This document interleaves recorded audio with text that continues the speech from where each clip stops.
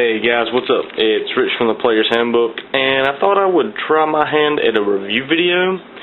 So today I'm going to do my review on Warmachine Wrath, the new Warmachine Mark II supplement book. So first off, the book is typical proprietary press quality. It's 175 pages from cover to cover. And as is the case with almost all the proprietary press supplements, the cover art and the book art is simply put amazing.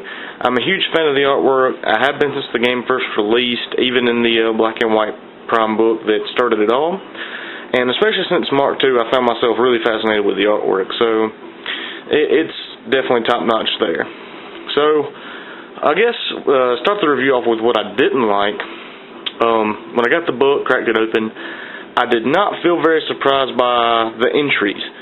There's 8 new entries for the original 4 factions, there's 10 for the Retribution, and 6 for Mercenaries.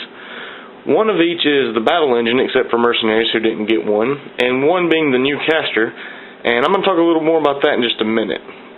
There's only 2 actual units in the entire book, which I was a little disappointed in, and when I say units, I mean infantry.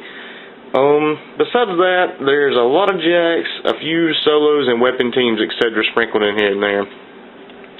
Out of the 48 total entries only 29 of them haven't had their rules released in no quarter already, and only 17 haven't had their models previewed yet, meaning when I cracked it open, I felt like I had seen everything before. That being said, I did really enjoy reading the full rules for everything. You know, I like having them on hand for stuff. So about the new casters.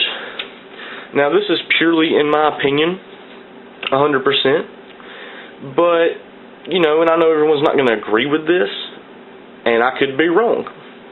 But just from reading the new casters, they all seem way better than the majority of the other casters for their faction. As an example, as everybody knows, I play Crix. And after I read Scaverous, from a competitive standpoint, I don't think I would play anyone but Scaverous now. He's just that much better, competitive-wise, than everybody else, in my opinion. Now, of course, I'll still play other casters for fun. I just don't see the other casters being near as competitive as Scaverous.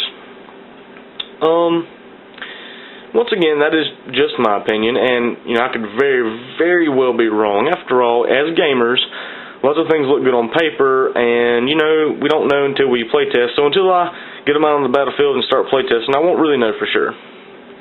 So until then, that's basically just my thoughts on it. The next thing here, and this is the big thing, the battle engines, sorry.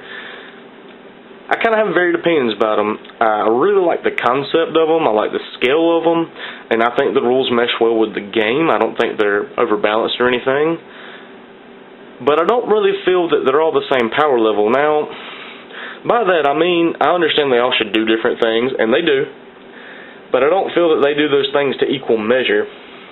As an example, after reading through all the entries, the Stormstrider is awesome. Like, I do not ever want to see one on the board, but if I ever see a Vessel of Judgment, I'm just like, man, it's just, to me, it's not all that. I'm like, this thing doesn't compare to, you know, it doesn't compare at all to some, and it's, even the ones that I view as, you know, the lesser of them, it's the worst in my opinion. I don't feel like they're very, I don't really know the word to put there, just they're not on the same level to me, which I don't really think is particularly fair, but in games this happens, we all know this.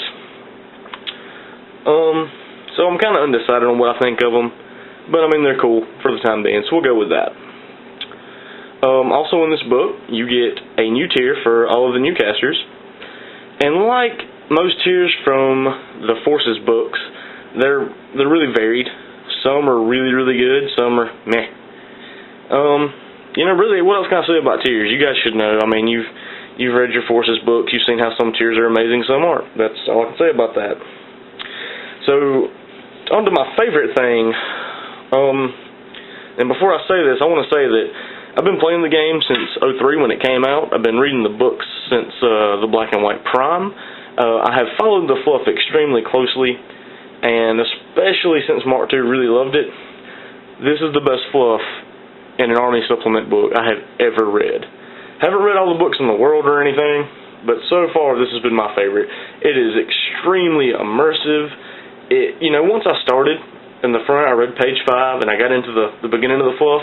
Before I even started reading entries, I found myself reading through the beginning fluff, and then each army section's fluff, and all the fluff on each character and new type of unit, battle engine, everything, all the way front to cover. I spent about 2 hours just reading that before I even started digging through rules and stuff. It was just amazing. It's extremely well written. I personally felt that the fluff alone justified the cost of me buying the book. I know this may be different for some of you because not all of you like to read the fluff, but for the ones that do, this book is a definite pickup. So in closing, the artwork in the fluff is top-notch. If you follow the fluff for Warmahordes, this is a definite pickup. There's not a ton of new stuff for each army that you haven't already seen, but if you want to know what everything does, and you want the rules for battle engines and ranking officers without having to carry around both no quarters, pick it up. I will say, if you're a casual gamer, you just play one faction, you don't follow the fluff, there's not really a point. Just flip through one of your buddy's copies and look at what you need to look at to pick up, pick out what you want to buy. Overall, I do think it's a solid purchase. I do not regret spending my money at all. I would definitely recommend it to any hardcore and pretty serious Warmahordes player, just not so much the more casual guys that aren't really into it.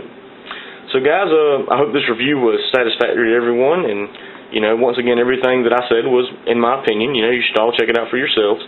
And I want to thank you all for watching this, and hope you enjoyed it. Keep posting from our Player's Handbook, guys.